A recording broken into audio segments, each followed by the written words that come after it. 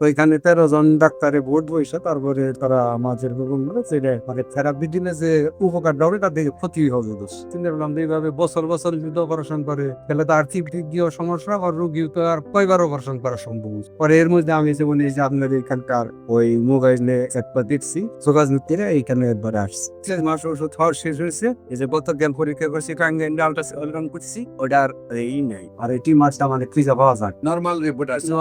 আসসালামু আলাইকুম ওয়া রাহমাতুল্লাহি ওয়া বারাকাতুহু। সম্মানিত দেশবাসী, আমি cancer specialist doctor S M Sarwar. বিশেষ করে আপনারা জানেন যে সারা ওয়ার্ল্ডের ডাক্তারদের বক্তব্য হলো ক্যান্সার হলে আনসার নেই। আমরা বলে থাকি ক্যান্সার, কিডনি, থ্যালাসেমিয়া, এইডস, এই 4টি মরণ ব্যাধিরও কোনো ভিত্তি নেই, 4টি সম্পূর্ণভাবে সুস্থ হয়। বিশেষ করে এরকমই একজন রোগী আমরা আপনাদের সাথে সাক্ষাৎকার দিচ্ছি। আপনার নাম মোহাম্মদ ইসমাইল হোসেন, পিতার নাম আব্দুর রহমান, আপনার মায়ের নাম আমেনা বেগম, গ্রাম হাবলা পূর্বপাড়া, পোস্ট অফিস হাবলা, থানা বাসাই, জেলা টাঙ্গাইল। আপনার যে রোগী, আপনার কি হয়? নাতিন। আপনার নাতিনের কি হয়েছিল? আমার নাতিনের সর্বপ্রথম 1.5 বছর আগে মানে জ্বর আসে আর কি। জ্বর আসে চিকিৎসা করলাম গ্রামের ডাক্তারতে, 9.5 টাঙ্গাইল টাউনের হাসপাতালে ক্লিনিকের ডাক্তার যে 8-10 জন ডাক্তার দিয়ে 8-10টা ক্লিনিকে মানে জ্বরের চিকিৎসা মানে জ্বর আসে, আপনার জ্বর কোনোভাবে যায় না। অলরেডি 8-10 জন ডাক্তার দেখাইছেন, কোনোভাবে জ্বর যায় না। তারপর আপনি কি করলেন?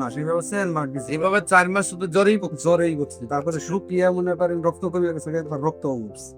তারপর রক্ত কমে গেছে, রক্ত পড়ছে। হ্যাঁ, ডাক্তারে বলেছে রক্ত বলছে ছেলে আর জ্বরেই রক্ত বলছে, তাও আবার জ্বর থামে, তাও জ্বর থামে। পরে এক ডাক্তারে যেমন ওই ঢাকা শিশু হাসপাতালে আচ্ছা আচ্ছা। এবার থেকে সুবার ওইখানে নিয়ে গেছি, ওইখানে ডাক্তারি দিয়ে গিয়া আগে সব বিভুট টুবুট দিয়ে গিয়া তারপর আলট্রাসোনোগ্রামে দিছো না কই কেটে তখন আলট্রাসোনোগ্রাম টিউমার পরে ওইটা ওই শিশু হাসপাতালে অপারেশন করছি। অপারেশন করার পরে অপারেশন করে সবটুকু ডেড করা হচ্ছিল না, এটা নারী ঢুকে আসে এনেছে ফের করে আসছি 1 বছর পরে আবার মানে ওইটা আগের মতো আবার জ্বর মানে জ্বর আসা থামে না। তারপর শিশু হসপিটালে আসছে, সেখানে টিউমার ধরা পড়ার পরে আপনারা অপারেশন করে, অপারেশন করার পরে জ্বর থামছে, সুস্থ হয়েছে, কিন্তু পুরা টিউমারটা বার করতে পারেন।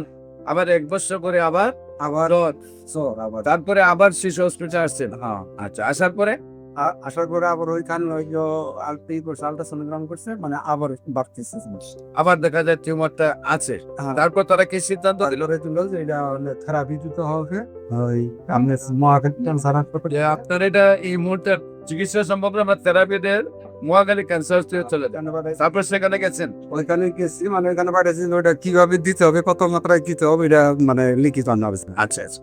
ওইখানে 13 জন ডাক্তারে ভোট বইসা তারপরে তারা আমাদের যে মানে থেরাপি দিলে যে উপকারটা হবে তার দিকে ক্ষতি হবে দোষ। সেখানে 13 জন ডাক্তারের বোর্ড বসে দেখছেন, যে কাছে তারা বলছে যে থেরাপিদের উপকার আছে, ক্ষতি বেশি হবে। তখন আপনারা কি সিদ্ধান্ত দিল? ওনারাই বলে দিছে যে আবার আপনারা অপারেশন, আবার আপনারা ওই শিশু হসপিটালে অপারেশন করেন।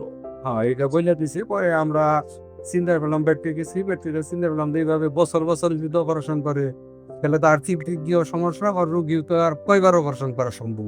পরে এর মধ্যে আমি যেমন এই যে আপনার এখানকার ওই মোবাইলে একবার দেখছি, তারপরে মনে করেন যে ওই 1 দিনের মধ্যে আমি এখানে যোগাযোগ করে এইখানে একবার আসছি, এসে প্রথম পারিশ দিয়ে নিয়ে গেছি। নিয়ে যাওয়ার পরে 6 মাস ওষুধ খাওয়া শেষ হয়েছে। এই যে গত জ্ঞান পরীক্ষা করছি আলট্রাসাউন্ড করছি, ওটার এই নেই আর এই মাছটা মানে ফ্রিজে পাওয়া যায়, নরমাল রিপোর্ট আছে। এই রিপোর্টে আসছে যে সম্পূর্ণভাবে ভালো নাকি?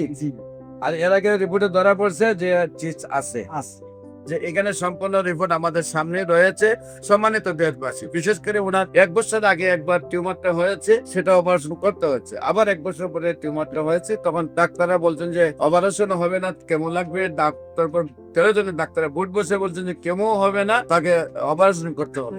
তারপর ওনারা আমার কাছে আসছেন, আল্লাহর রহমতে 4 মাস চিকিৎসা হয়েছে, 3 মাস হয়েছে। এখন রিপোর্টে আসছে সম্পূর্ণরূপে ভালো। আল্লাহর শেষ মধ্যে এই সকল কেস সহ মাথার চুল থেকে পায়ের নখ পর্যন্ত যে কোনো রোগী হোক না কেন, হোমিওপ্যাথিকে অপারেশন ছাড়া, কেমোথেরাপি, রেডিওথেরাপি ছাড়া, ওষুধের দ্বারা সম্পূর্ণরূপে সুস্থ হয়। পাশাপাশি যে কোনো প্রয়োজনে স্ক্রিনে দেওয়া নম্বরে যোগাযোগ করার জন্য আহ্বান জানিয়ে শেষ করছি। সবাইকে ধন্যবাদ। আসসালামু আলাইকুম ওয়া রাহমাতুল্লাহি।